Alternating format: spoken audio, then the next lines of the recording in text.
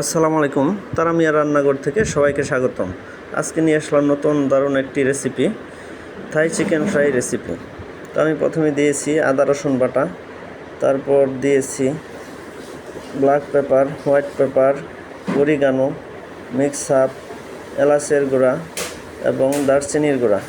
তারপর দিলাম ধনিয়া গুঁড়া, হলুদ, মরিচ, জিরার গুঁড়া এবং স্বাদ মতো দিয়েছি লবণ আমি অ্যাড করেছি। আমি এখানে কোনো প্রকার ভিনেগার কিংবা কেওড়া জল কোনো কিছু ইউজ করবো না। আমি ইউজ করেছি লেবুর রস।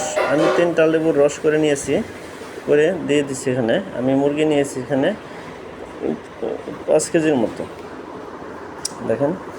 তারপর এটাকে ভালো করে মিক্স করে 1 ঘন্টার জন্য রেস্টে রেখেছিলাম। এ পর্যায়ে আমি একটা প্যান বসাই দিয়েছি, তেল গরম করে নিয়েছি হাই হিটে এবং চিকেনগুলো একে একে ভাজতে শুরু করেছি।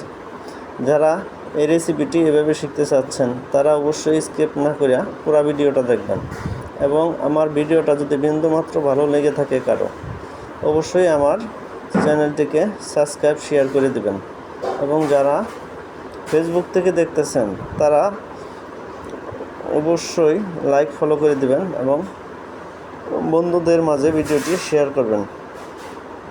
এরকম